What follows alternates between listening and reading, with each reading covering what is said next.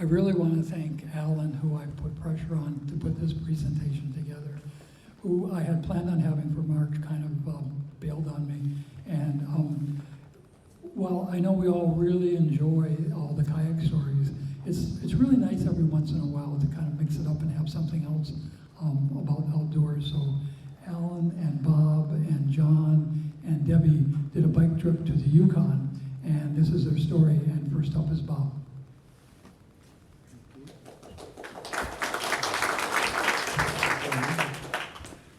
Hi everyone, I'm Bob Burton, and this presentation is about our 4 Siska paddlers cycling to the Yukon. It does come off. Yeah, I don't think I wanted to come out, but maybe I wanted it higher. Is the volume okay?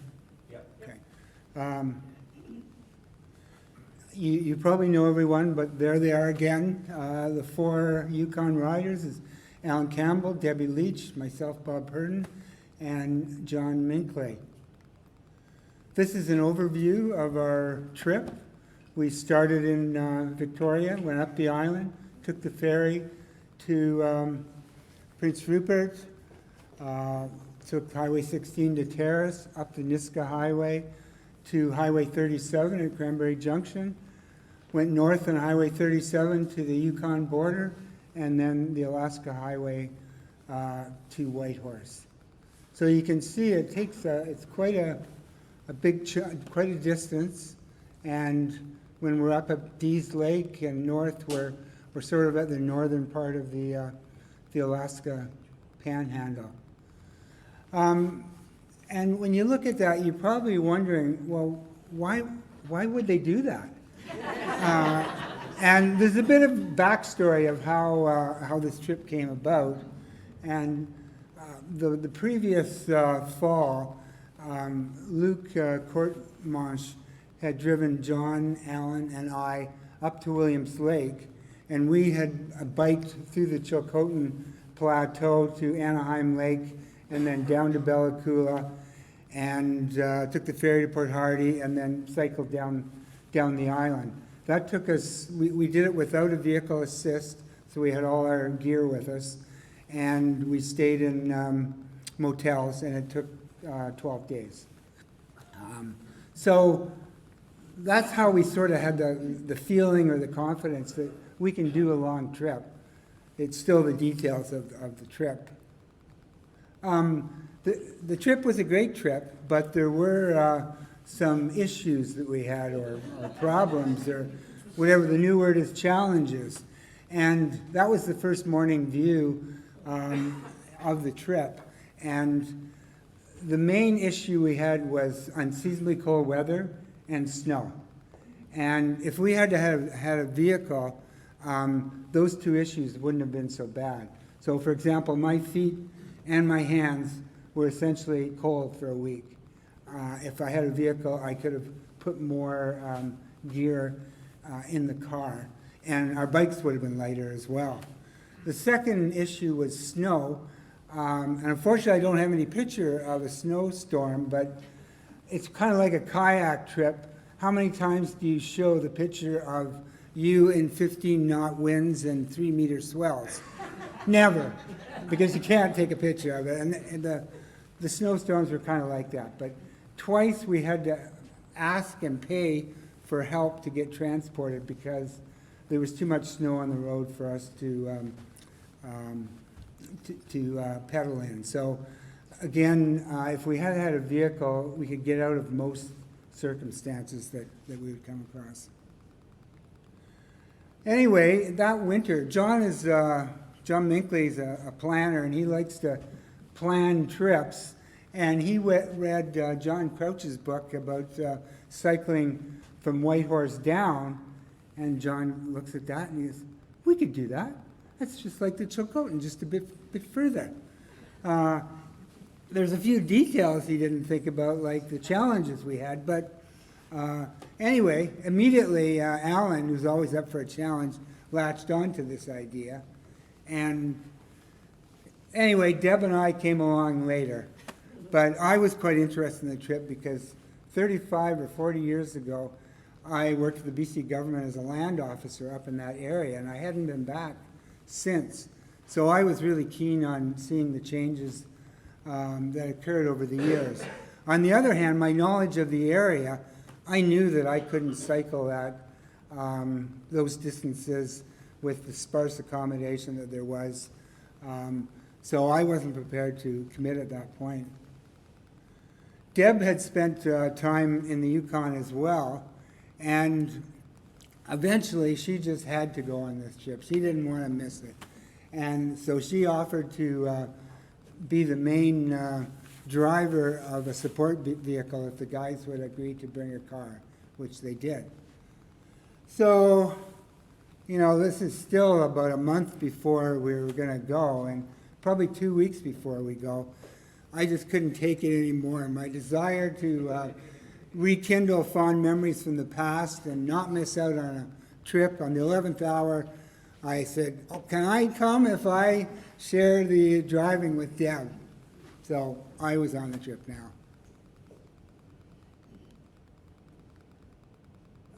This is another picture that I figure kayakers can relate to. How many times have you taken pictures of all your gear standing beside your kayak? We've done it quite a bit.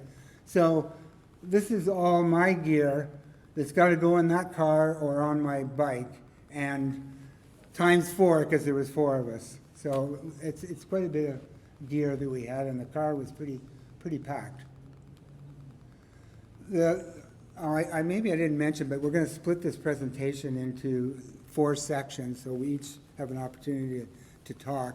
And I'm going to be talking about the Vancouver Island stretch of the trip. So we started in Brentwood Bay and took the ferry to Mill Bay, and we went up the Island Highway.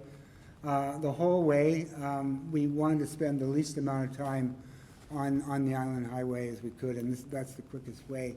We stayed overnight in Nanaimo, Courtney, Roberts Lake, and I don't know what happened to Wasp, but Wasp is right about there. Stayed a night there, and the 5th night we were on the ferry in Port Hardy.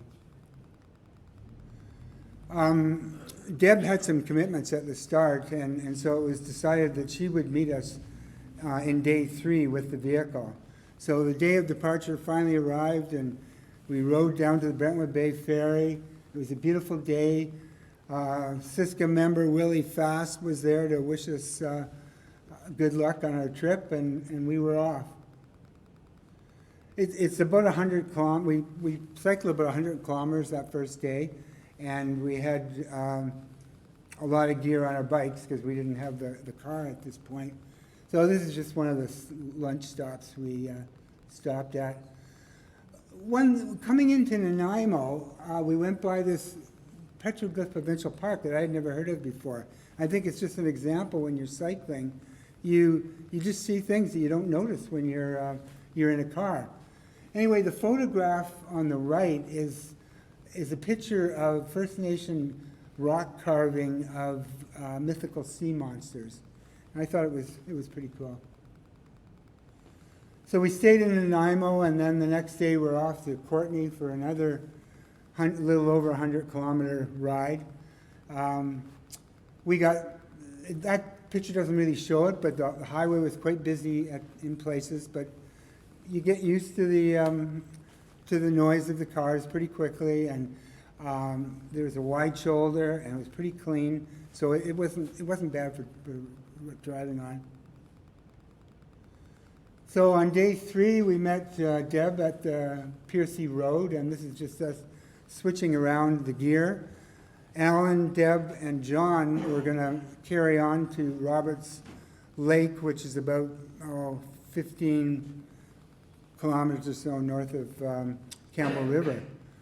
I was very happy to take over the driving at this point because I could hardly cycle. After 2 days of 100 K each day, my back was killing me. And I talked to Elizabeth on the phone, and I didn't get much sympathy for her. I don't know if you've heard the term man cold. Well, I had a man cold of sore backs from her point of view. Anyways, in Courtney, Yeah, in Courtney, I had gone to a physio the day before, and right after this picture, I drove into Camel River to go to another physio appointment in Camel River. I was quite worried that I was either going to have to be the designated driver for the rest of the trip or bail. So anyways, after getting 2 prescriptions from physios, I had 2 days to sort of practice what they had told me, and my back started getting better. By the time I was in Prince Rupert, it wasn't an issue, so I was very happy. There's the lodge at Roberts Lake. There's cabins along the lake that you sleep in, and just another bit. You'll see some signs coming up, but this is just another sign that grabbed our attention. So between Sayward and Port McNeill, there's really only 2 places for accommodation, this place and Was. There was the first breakfast with Deb in the restaurant, and she's showing off the Saskatoon berry jam that the lodge had, and I should tell you the cinnamon buns are pretty good there too, so if you're driving along. Deb and I figured out pretty quickly how we were going to do the driving. I gravitated to being the first person to drive because I didn't have to leave quite as early as the cyclists. And generally, the first person would leave the car roughly halfway, and that way you could cycle back and meet the group if you wanted to get more distance in, and then you might get 3/4 of the day of the full day ride, or if you didn't want to ride that much, you could just go forward on to the next night's accommodation. I was mentioning signs. I was surprised at the number of sign photographs we have. And I think it's just because you're going so slow, and these signs are in your field of view for so long, you got time to think about them. But there's Alan hamming it up, trying to look like the elk in the Sayward Valley sign, and then someone made this penguin out of tires. The Seymour Narrows plaque is just north of Campbell River. It's to commemorate the blasting of Ripple Rock to improve navigation between Johnstone Strait and the Salish Sea, but the road stop is all overgrown with vegetation, and you can't see the Ripple Rock area. The picture on the right is from a rest stop near Was, and the red is the location of the highway in northern Vancouver Island. And basically from Sayward certainly to Nimpish Lake there, which is the long lake there, it's pretty mountainous, and the road is basically long uphill climbs and long, quick downhills. But the grade isn't bad, so it's pretty good for cycling. Some of us got used to doing stretches at the start of the day and at the end of the day. And me, I was doing stretches all day in the middle of the day too. One thing you need to do when you're cycling is you got to do quite a bit of laundry unless you want to carry a lot more gear. And fortunately, the weather was just perfect every day, and it was really easy to do laundry and have it dry before the next day. On the last day before Port Hardy, it's just a couple shots of the snowy mountain peaks and sort of the grade of the road, but also the amount of traffic. There's almost no traffic in, I think it was May we were there, almost no traffic in May on the highway. So we finally made it to the ferry, and we ran into some 4 Siska paddlers that were actually going on a paddle. And Willie Fast, Annie Bruce, Ann Graves, and Barry Copeland were taking the ferry to do a trip out of Kitimat in the Douglas Channel. So it was great to just sit in the ferry for a day and look out at the view, go to the other side of the ferry when the captain tells you the whales are on the port side, enjoy the BC Ferry food, and take a visit to the bridge. I had brought this book about mindful thoughts for cyclists, and we had time to look at it. And the quote at the bottom there is just one example of the quotes in the book. This one's about the myth, the mystique of the 100 miles or the 100 kilometers. And that's it for me. I think you're next, Alan.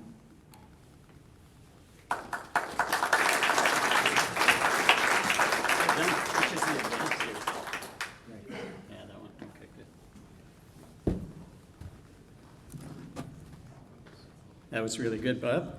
Bob agreed to introduce the trip, and because he had some stories to tell about him coming along, and it was great to have somebody who knew the area. So we were on our way up the Inside Passage, still in pretty unknown territory, because many of us have taken that ferry trip up to Prince Rupert. In Prince Rupert, some of you may have stayed at the Pioneer Guest House. It's the hostel there in Prince Rupert, really a good place if you're up there, and it's quite reasonable price-wise, and the accommodation is good.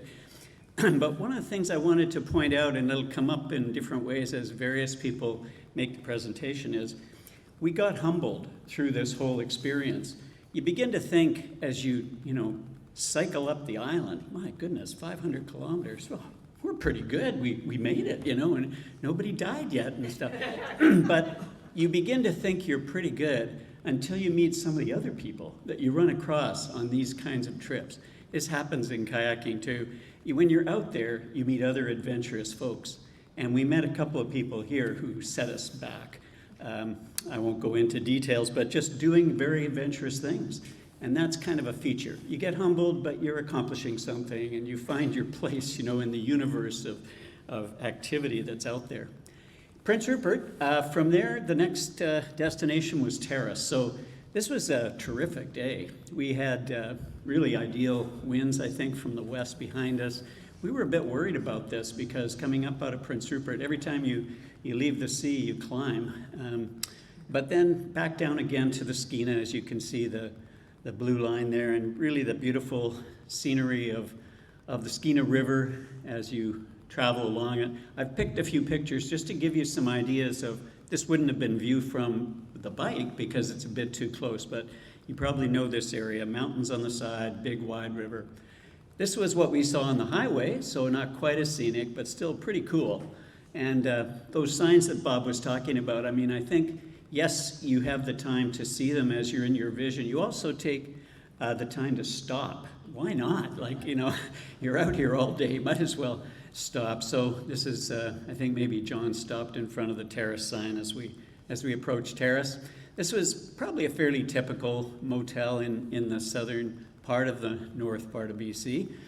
Just a very simple motel. You can see from this picture, I wanted you to see how we had packed that little car really full. And we had those 2 rocket boxes on top that we had sort of designated spots, like you're the front half, I'm the back half. We kind of argue about what's in between. But the 4 of us would jam as much as we could in there. The rest goes in the hatch. And then if we had to, we could get the bikes on the back and all ride. But at this point, we were on the bikes quite a bit. So this is, and you'll see this graphic again, this is the provincial government's graphic of Highway 37, and you can see it just cuts more or less straight north. And I think it came up earlier that maybe Bob mentioned that as you go up this highway, you're really across from the panhandle of Alaska. Southeast Alaska is on the coast pretty much to your west all the way, and you're going up beside it, but some distance away and across mountain ranges, of course. So that was our route. I was looking at this as we made this presentation up, and those blue squares, you may not be able to read that, but they're all rest stops, which are intended for cars, people, toilets and things, they can stop and get out and stretch. I'm sure we took advantage of every one of them, but I'm not sure that we noticed all their names. And as I was looking at this in detail, I noticed one of them's called Rabid Grizzly Bear Rest Stop. Who calls a rest stop that? What's that about? Bring on the tourists, Anyway, that's where we're headed. But first, the Niska Highway. Now, the Niska, very interesting First Nation in northern British Columbia, just north of Terrace, their territory, and they have their own highway, Highway 113. So from Highway 16, the main one, going east from Prince Rupert, we turned north at Terrace and headed for New Ianche. This was just a little stop along the way, an old place that really doesn't exist any longer, Rosswood, but there's a general store still operating for passersby, and apparently fireworks are a big item up there. So this gives you a sense of the Niska Highway. So the motel we stayed at in Terrace at the bottom, and at the top, a bed and breakfast we stayed at in New Ianche in the Nass Valley and Niska territory. And this is the Niska story, I guess, or part of it. They're most recent. They were the first First Nation to confirm their lands and self-government in 100 years, and that was just before the century turned, 1998. And most recently, actually, this bottom shot is of a couple of Niska members at the totem pole that was returned to them from Scotland, where it had been for a century or so. That photo of the two of them is taken at the museum in Scotland, but it's now in one of their communities, whose name I can't pronounce, along the Nass River. This is they have a wonderful website. Partly what I'd like to do with this presentation too is kind of advertise Northern British Columbia and the cultures and the amazing things that are up there. So this is the Niska. They have quite an elaborate and sophisticated website, and this is their image of their territories. You can see 5 of those circles are red. Those are communities. The others are points of interest, and you can see that they follow, the Nass River. That's the big one coming out to the ocean, and the other river headed up to New Ianche as well. So big territory. This is one of their photos from the Niska website. I mean, it really is that amazingly beautiful. It's incredible.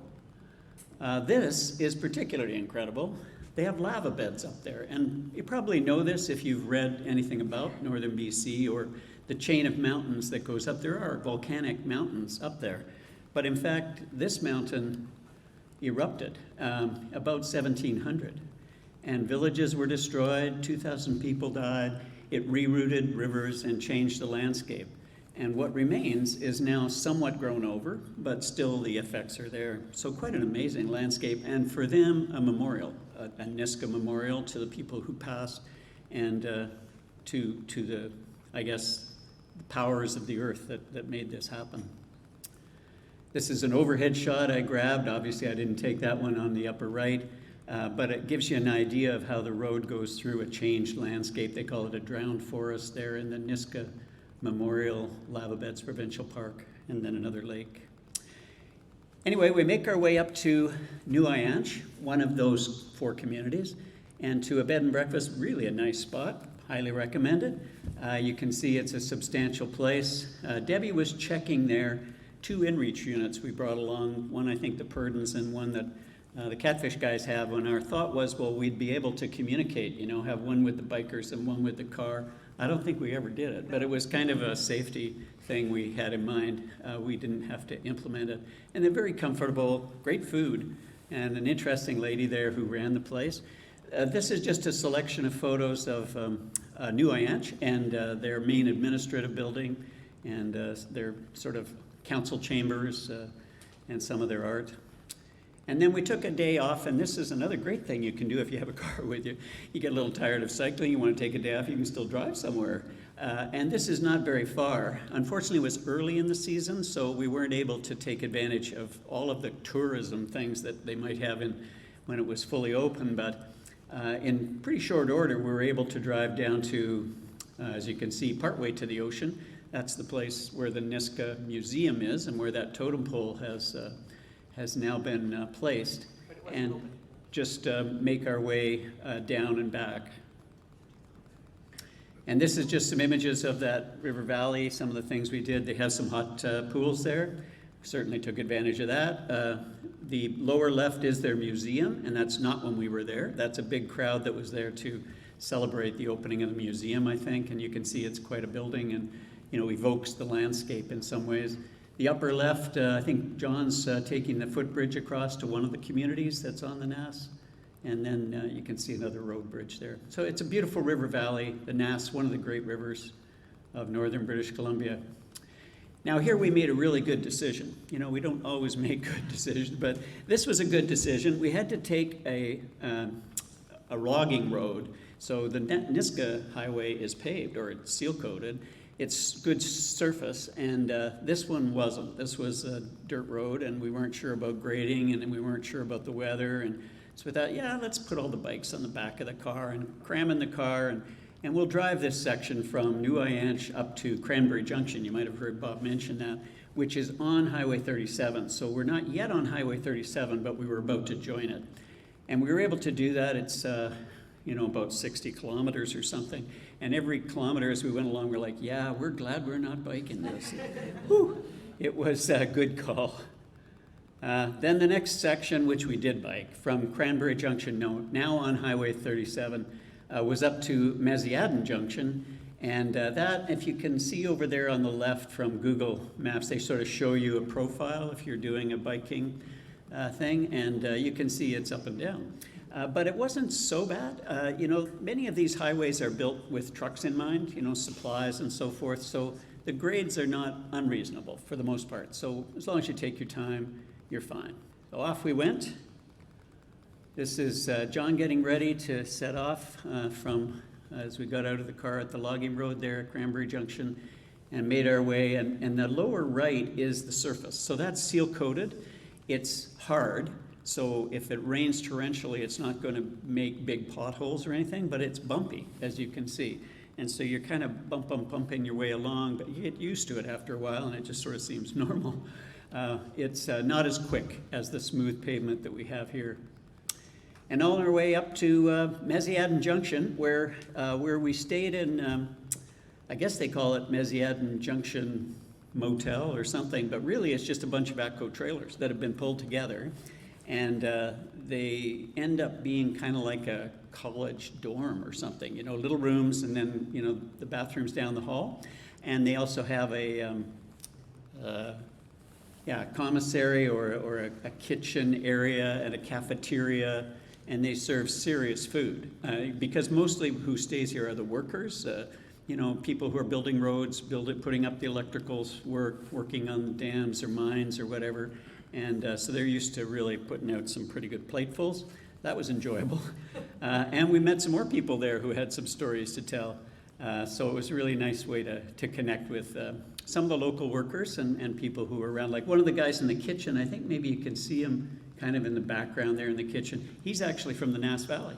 He lives in one of those unpronounceable communities, but there's nothing to work on there. So he comes up here and does 2 weeks, and he goes back to his home. And that's how he makes his living. Next is me. And that's over to Deb.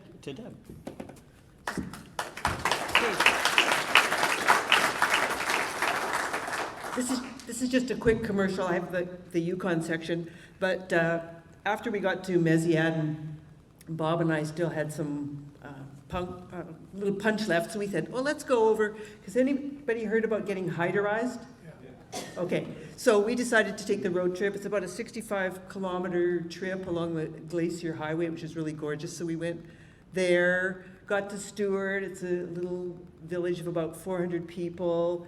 It used to be into gold and silver mining, but these days they really rely on tourism. But lovely setting, very quaint. And it's opposite Alaska Misty Fjords National Park. And then just across the border into Alaska, which is supposedly a famous ghost town. About 60 people live in Hyder, and a lot of people go up there to get hyderized, but the pubs were all closed, so we didn't do that. And we went along to the Fish Creek, and tourists from all around the world come. It's world-class salmon, during salmon spawning for grizzly and black bear watching. So if you don't know the difference, the pictures are there to show you which bear's which. Oh, hyderized.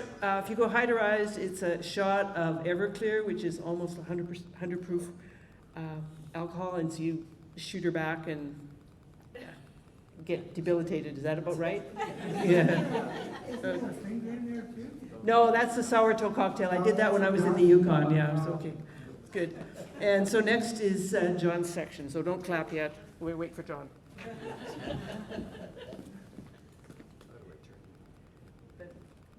goes forward, and if you need the pointer, it's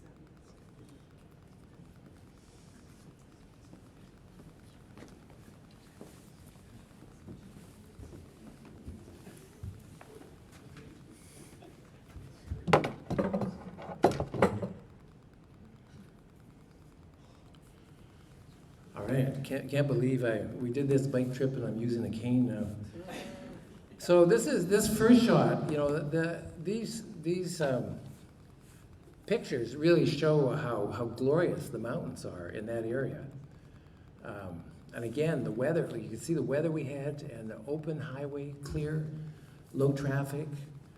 But you know, the flip side of all that spectacular mountain scenery is that the roads through it have some steep upgrades and very sharp downgrades. So you can sort of see that in the profile there. And I put that heading there, the Zen of Hills, because I was wondering what I would say about that. The sense was, people have different approaches to hills. You know, like some of the people here, like Rob or Willie or Norm Marcy, they would just charge up hills like that. But my approach was to take it slow. You know, when we were on the Chilcotin trip, we were working on rewriting the lyrics to one of Simon and Garfunkel's songs, you know, Sounds of Silence. And one of the verses started with, hello, low gear, my old friend. And that verse was appropriate for this day. We were in low gear all the way up. But the thing about these hills is that with this kind of landscape, you know, if you drive through it, it's beautiful. But if you bike through it, you know, it's just, you experience it in a real and visceral way. And you know, you're not looking at a picture, you become part of the picture. So we saw some interesting signs along here. That's the bridge over the Belle Irving River, and the motorcyclists there being bounced along the deck there. And a bit north there, there's a sign of the Yukon Telegraph. Another sign about the grades. So more spectacular scenery. Now there's a story about this bear. Alan was usually in front, so I was cycling maybe a couple of 100 meters behind Alan. And as we come up this hill, Alan stops at the crest of the hill. I'm thinking maybe he's stopping for a rest, but he doesn't get off the bike. So I figure I'm going to stop and wait and see what he's looking at. I'm thinking maybe there's a bear or something on the side of the road, so I'm going to wait and see what's going to happen here.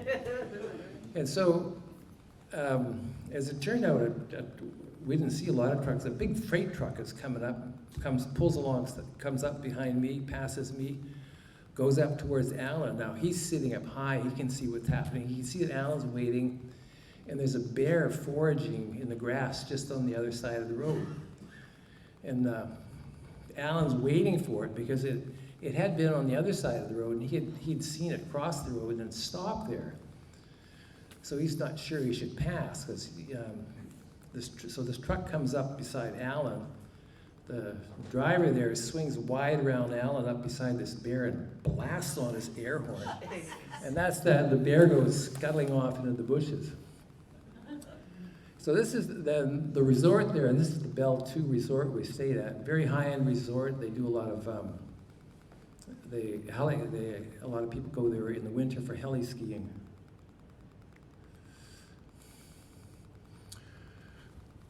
So this is our next day. This is Belle 2 to Tagoda. I love this shot. You know, it's a cyclist's dream. You know, open road, sunny, no traffic, kind of rolling along. There's moose here. It's a story there, you know, because he crosses the road and you can see a little bush there just on the side. So he goes there and he stands behind this bush, you know, like he's hiding, you know, you can't see me. Because he's such a big animal. But actually, I think what he was saying was, he was just ignoring us. You know, saying, look, just go, you know, let me forage here. So this was a long this was a long day. So we were up at 6:45. We finished at 4:30, so it was about 141 kilometers. So Google thought we should do it in 8 hours. We took almost 10. But you know, it's kind of the zen of distance.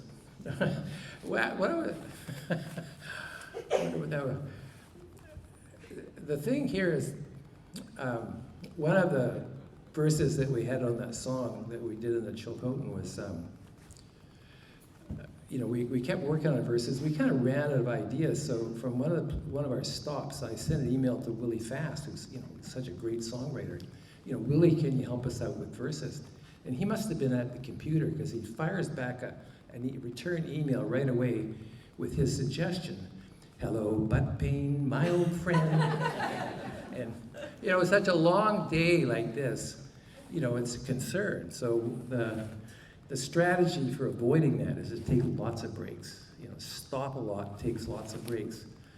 And so our actual traveling time along here was pretty good, about almost 18 kilometers an hour, but the other 2 hours was in a lot of breaks, stop. You know, Alan, he would have just biked straight through, you know, but these are my breaks here. So we got to go to lodge. Very interesting resort. You can see that by some of the stuffed animals inside, and that's the owner and operator there peeling potatoes outside. He does everything. He cooked a supper. And there's some old timers in the area that come in for coffee in the morning. That was one of them there sitting there enjoying his coffee.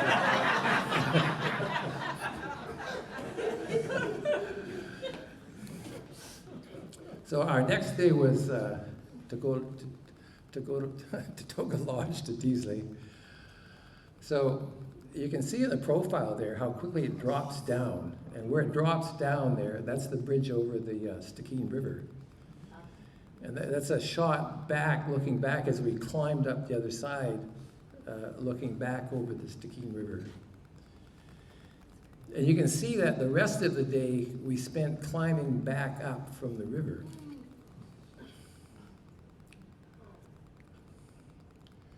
So in this, we're passing through the Tolten area here. You can see their boundary of their area outlined in the pale green.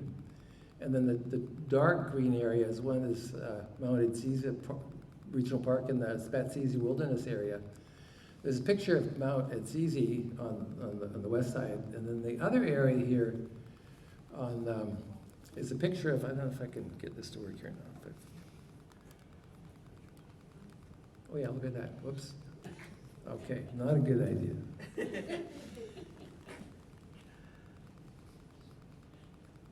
Operator error. Oops.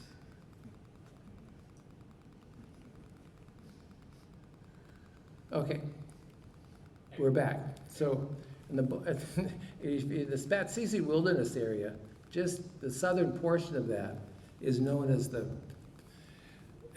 headwaters, and they're the headwaters of the three big rivers. The Skeena River, the Stikine River, and the Nass River all originate in this small area known as the Sacred Headwaters. And it's kind of a picture of that general area on the right. So as I mentioned, you know, when we got up in the plateau, it was much more open. And there's a sign there, you know, that Nat Pass. And one of the consequences of it being much more open is that it was windy there. And one of the things in that book that Bob was talking about was the Zen of Wind, the Invisible Hill. The thing about that book, it described the wind as, you know, like it's not personal. You know, it's just the movement of air from a high pressure to a low pressure. But when it's in your face, it feels very personal. You know, but it's kind of like the wind is just, I think they're right, it's just the wind's moving, but it's not just moving from a high pressure to a low pressure. That's kind of, the wind is going home. It's moving home from its high pressure to its low pressure. And actually, you're in its way. You're the impediment, and it just flows around you. So if you're the person that's pushing against the wind, you're the obstruction. You know, you have to kind of be like the wind, and you just have to kind of flow around it.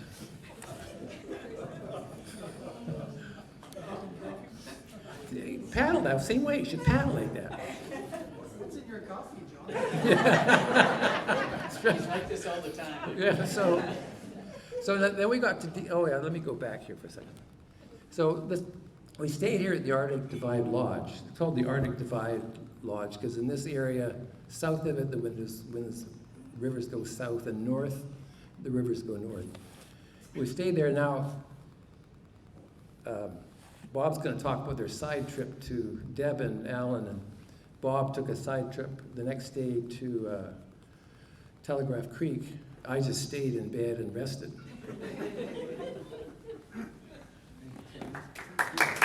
So I've got more. Don't clap yet.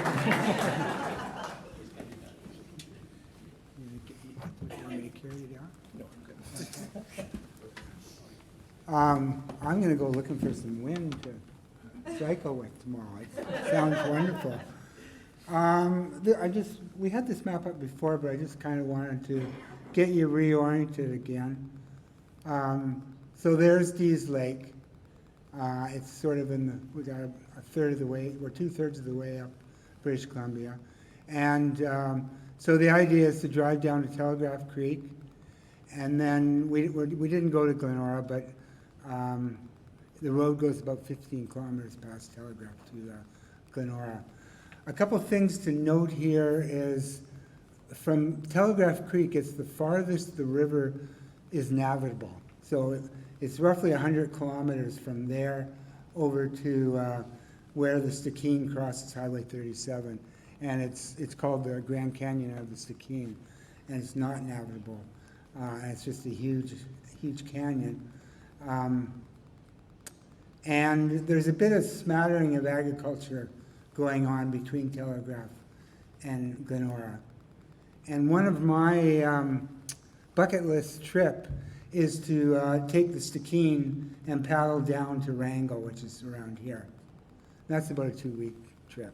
So I haven't done that one yet, but I would like to. I've done a couple trips here in Spatsizi, one the Spatsizi River and then the Stikine River from the source down to the highway. So, but I would like to do down there. Another thing of note is that the Tahltan have 3 villages in the area. One is in Iskut, one is in Dease Lake, and the third is in Telegraph Creek. So I'm the designated tour guide because I've been there before, and it's 2 hours down to Telegraph, and the first hour is sort of on a lava plateau overlain with boreal forest. This is Dease Lake. You can see it still has the ice on it.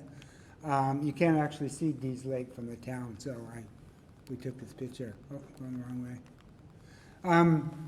And then when you get to the Tahltan River, the highway switches down to the river level, and you can see in the rock there the different layers of volcanic material that has been laying down over time. I'm looking for another picture here.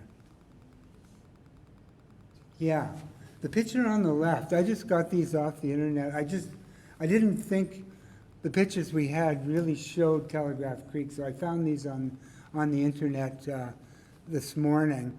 And on the one on the left is, let me get this right. The one on the left is the Tahltan River, and the Stikine comes in right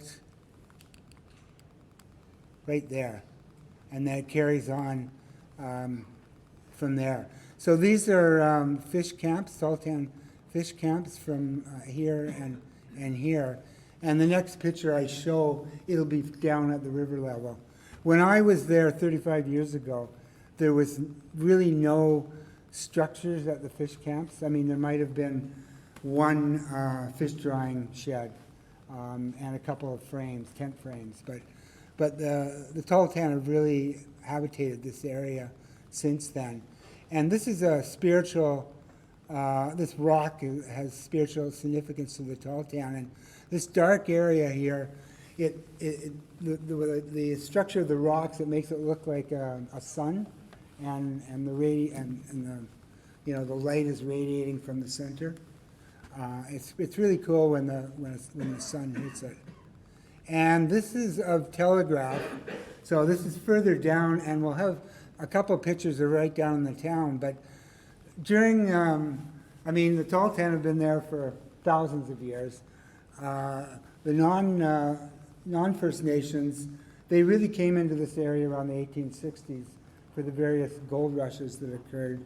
And this is as far upriver as they could go. So there was paddle wheelers and other types of boats bringing people up the river, and then from here they would go overland to whatever the latest gold field was that they wanted to get to. So most of these buildings here are from the late 1800s, and they haven't really changed much since then.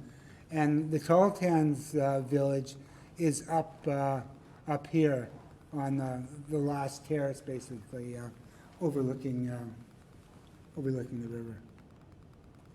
And that's a picture of the Stikine looking west. And so basically it works its way to the Coast Mountains, and then it goes south, and it goes out on some channel near Wrangell.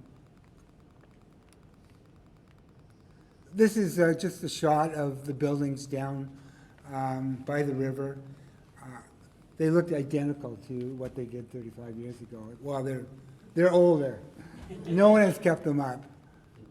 And this is our shot again down on the river. This is that sun shape, but it doesn't look very impressive because the sun isn't on it. But anyway, you get the idea.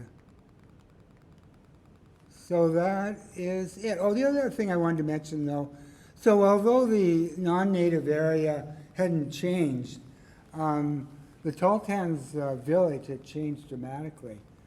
There had been a lot of development in the last 35 years. The subdivision, the residential subdivision, the houses look pretty modern. Oh, sorry. And they had all the sort of administrative buildings that most towns had, a community center, a health center, administrative building, a school. It looked, I was happy to see that it looked fairly prosperous. So that's it. John, are you next again? Or? Yeah.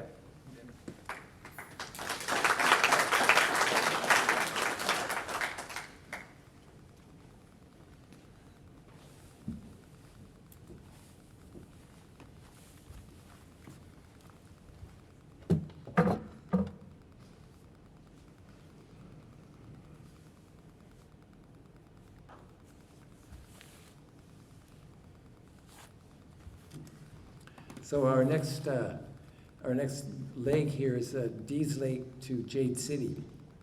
So again, more shots. You get tired of seeing these spectacular mountains. But one of the things about this lake, there's a real immediacy when you're traveling through the mountains of this lake. Like they were no longer distant. You know, we were right. It seemed inside the mountain range. And our destination at this point was at the end Vine and Puppy's Hideaway, just south of Jade City, and it's on Vines Lake. And an interesting feature, it was a lovely place to stay. It was like a cabin, you know, the living space on the main floor, and we all slept upstairs. They had a separate shower area behind the cabin, and it was an on-demand, it was a gas on-demand hot water system on the shower that was overlooking Vines Lake. And there wasn't any door in the shower or anything, so it was just wonderful. You get this warm water having the shower overlooking this Vine Lake. It was, you know, it was quite lovely. And so then our next leg was, so back at this leg, that leg, it wasn't that long a leg, the last leg, but it was tiring. We hit the wind again, And originally our theory of getting ready for this trip was that we would be strong at this point. You know, we would get fit going up the island, and we'd get more fit, you know, going to Terrace and then up to Maziadin Junction and these other, you know, by the time we got to these really hilly parts for these long rides, we would be really fit, you know. But actually what happens is that you just start getting more tired. You're not more fit. Each day, you're a little more tired at the end of the day. So, but I just remember by the time we got to this place, Vine and Puppies, I was tired. And we had wind in front of us a lot of the day. I was glad to get there. So our next day was Jade City. Was to the Yukon border. Now the countryside now, it's much more open. It's much flatter. We're kind of out of the mountains. We stopped at Jade City, just 6 kilometers north of where we stayed. You know, they're selling all this jade. And you can sort of see for our profile there that the first more than half of the day it's more downhill than up. It was lovely, and where there were these sharp, you know, they were kind of steep little hills, but because we were going downhill, you would have enough momentum to kind of carry you up to the crest of the next hill. And about halfway along the way, we ran into a patch of, we'd gotten really used to this kind of road. You know, it was rough, but we'd just gotten used to it. It seemed normal. And then we hit a patch of real pavement, new pavement. And it was just so wonderful because we were still going downhill, sort of. We hit this smooth road. We were just flying along. We were thinking, you know, the only logical explanation for this was that they must have started at the Alaska Highway and paved all the way back to this point. And we were going to be riding this blacktop the rest of the way to the Alaska Highway. But it was not to be, you know. We ran out of the pavement, we were back on the chip seal, and there was still a lot of these, like think King George Terrace, these short, sharp hills. But we no longer had any momentum, and so you'd get to these hills, and you know, Alan was long gone in front of us.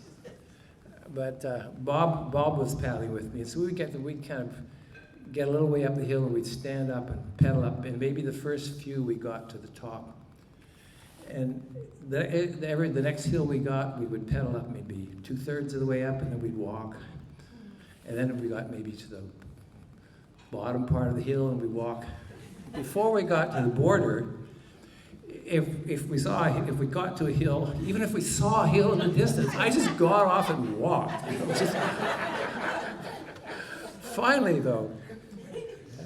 Finally, though, we got to the Yukon, the border here. Now, for me, this was the spiritual. I don't want to say it was the end of the journey, but when we thought of this trip, the idea of a bike trip to the Yukon. I mean, like, what did you do last summer? Well, we biked up to the Yukon. Like, it's just getting to the Yukon.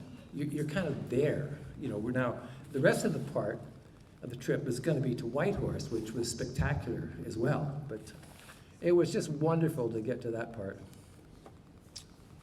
Okay, now we can clap.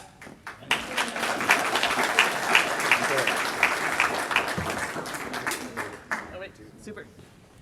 Okay, so I had actually gone ahead with the car to get the groceries, which was the usual drill. I get gas and groceries, a list of things that the guys needed for the sustenance. And so I drove back and said, you know, did people want to keep going? But they'd already had a long day, so we all hopped in the car and did the 23K into Watson Lake.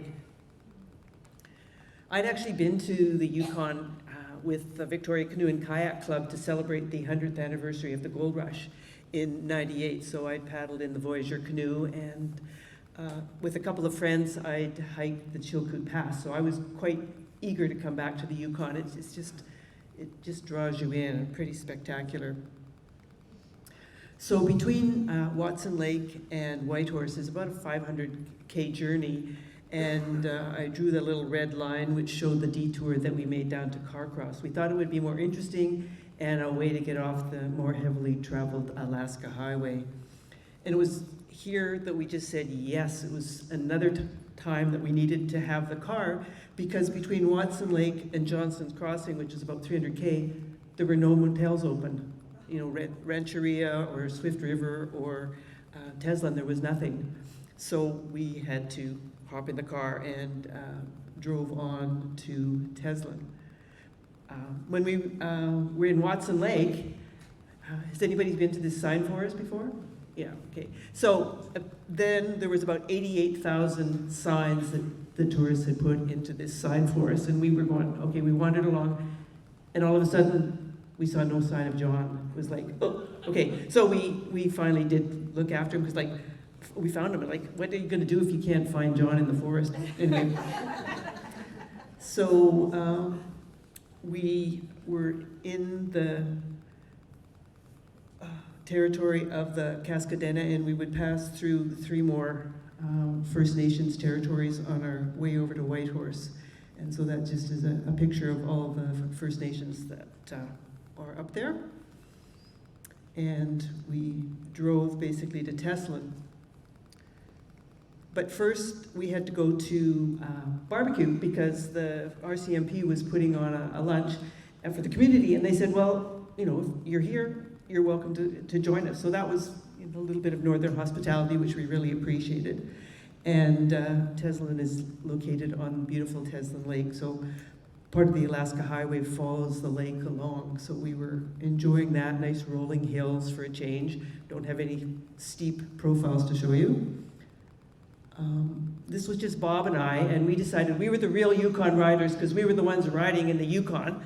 And when we came to the Teslin Tlingit Heritage Center, we thought, oh, interesting totems, beautiful lakeside location. So we went in and learned a little bit more about the Tlingit culture and bought our souvenirs and carried on. We were cycling along the Teslin River and crossed it at Johnson's Crossing. And we did get our buns in here to meet Alan and John at the motel where we were staying. Interesting place.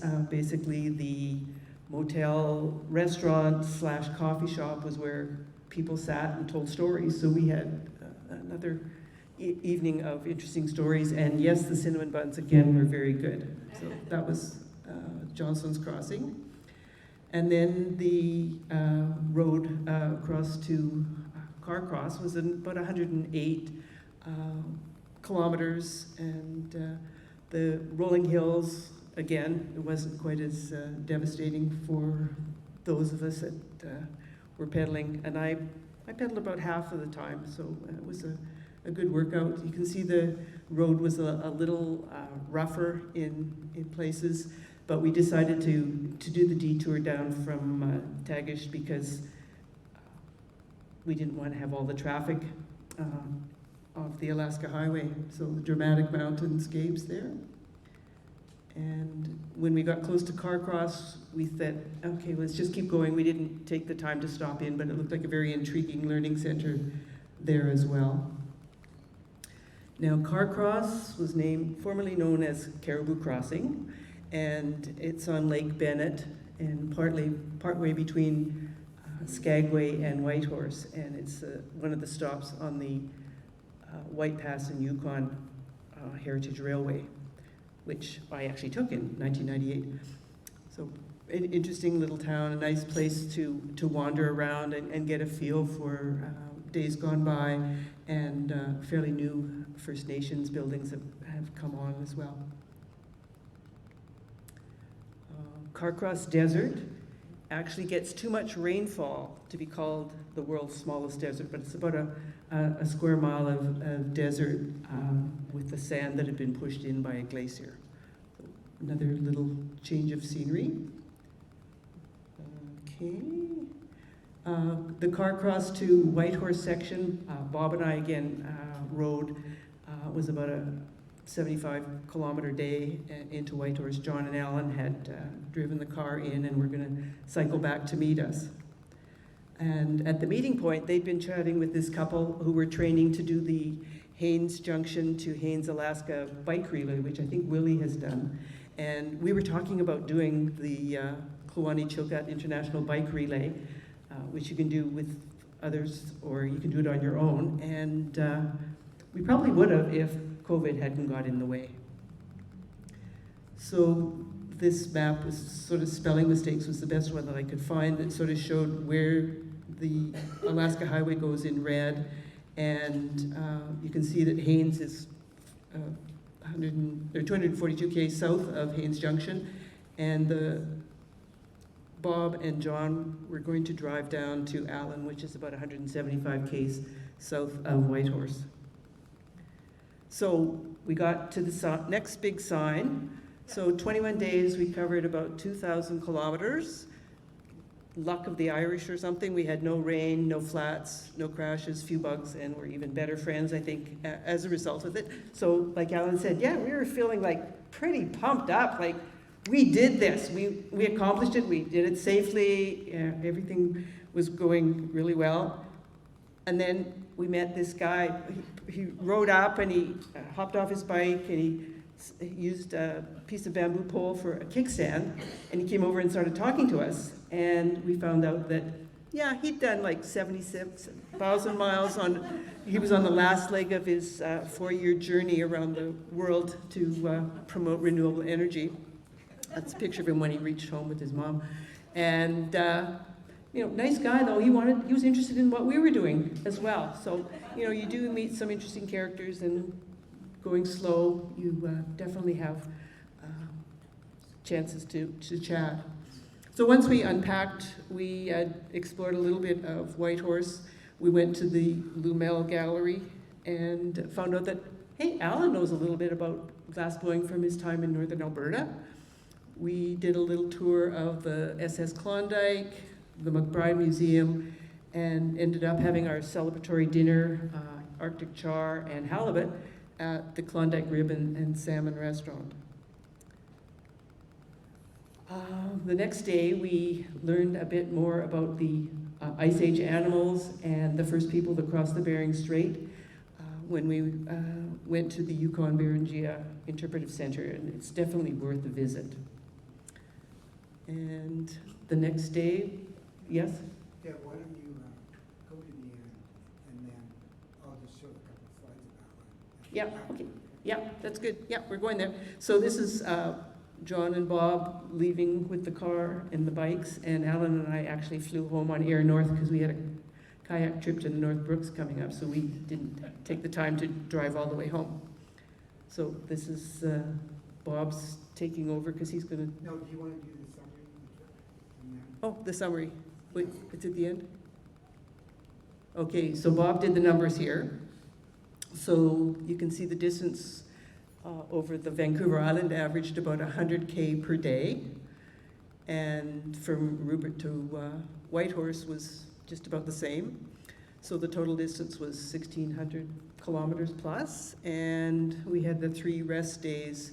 Probably could have used some more rest days. And in the summer, you'll get an idea of things that we would have done differently and lessons we learned. So Bob, I believe, is going to talk about the trip, the side trip that we did to Atlin, and we're going, oh, too bad. Looked like a fantastic location, and maybe get there next time.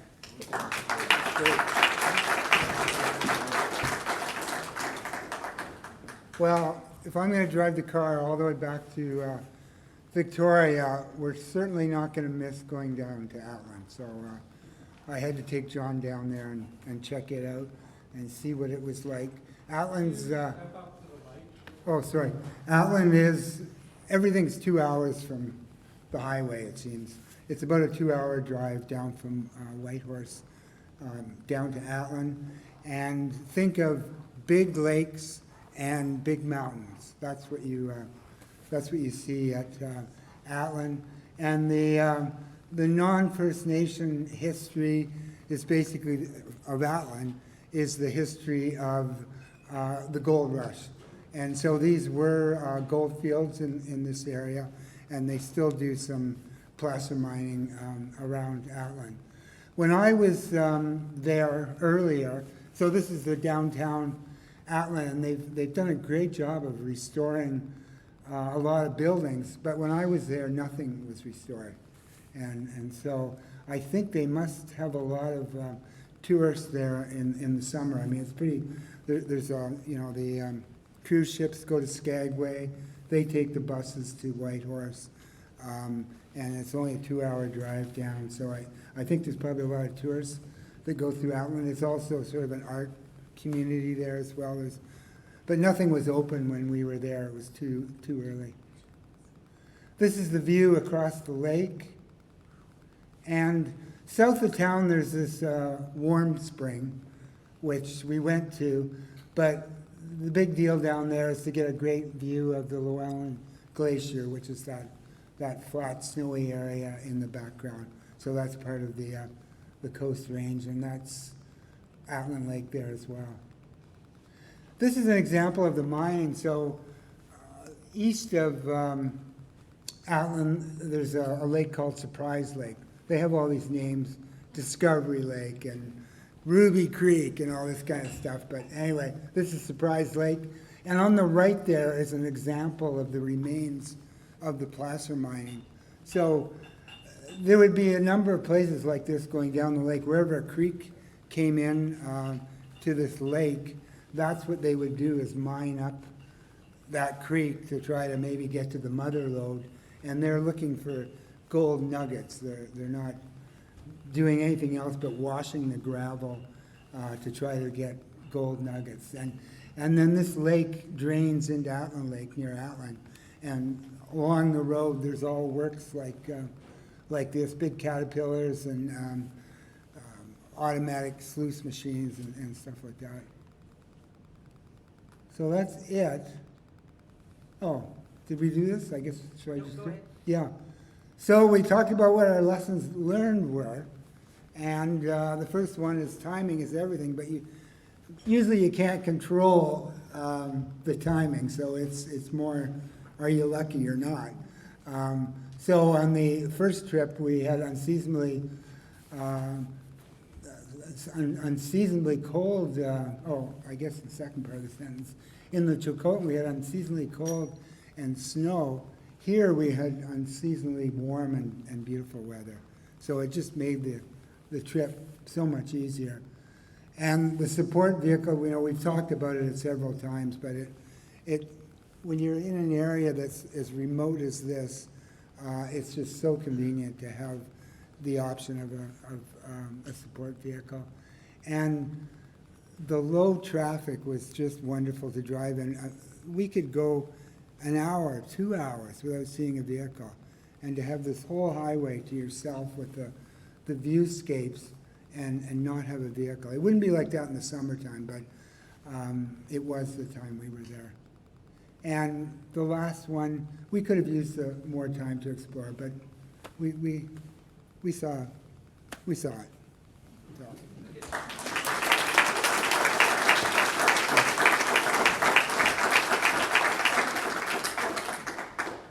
Questions?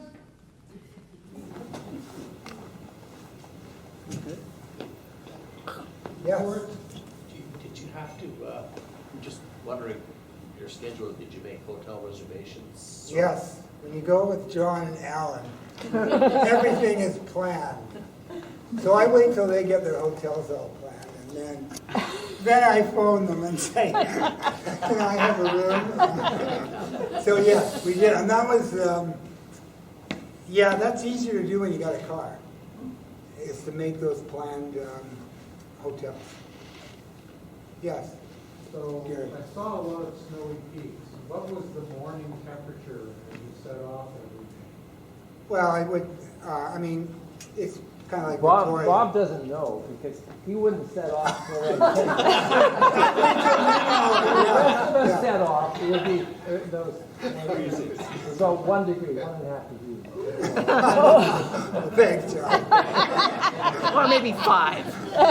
And that lovely outdoor shower? that overlooked frozen Vine Lake. But I want you to know that I never got off my bike and walked when I saw a hill in the distance. Never. Yes. How many flats and chain derails and Oh, stuff I like don't that? think we had any. None, no flats. No? No, it was. No it was flats. amazing. No Yeah. flats. Just excellent maintenance, I'm sure. Yeah. I just wanted to say that this was John's, rather ambitious vision, actually. After reading that book by John Crouch, we could do this. I remember thinking, maybe we could do this. And I get into it and I start believing. But it was kind of a vision. But the thing that you should bear in mind because we're all thinking about, things we'd like to do, I suppose, is be ambitious. If you have a backup, if you have a safety net that you can organize, why not be ambitious? I mean, to think that we did that, yeah, we met a guy who did like but it was kind of impressive that we did it. And we're not unhappy, and would we do it exactly that way again? Well, maybe not, but it was great to do. So be ambitious. Try something you think you might be able to do, even if you might not. I think I heard John tell us that he had delusional ideas. Yes. You can sense that from the philosophical. Oh, thanks.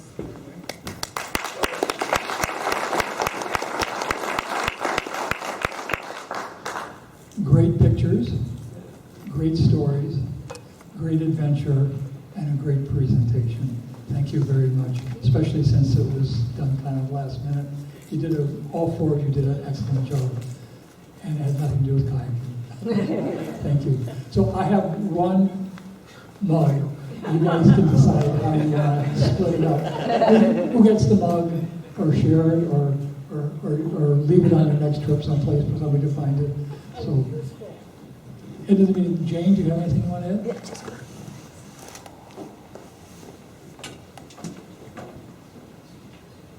Thank you, everyone, for your wonderful presentations. Just a reminder that next month is our AGM. We have a few people that will be moving on from their executive positions and people that have offered to come forward, which is wonderful. I hope to see you all here next month. Thank you.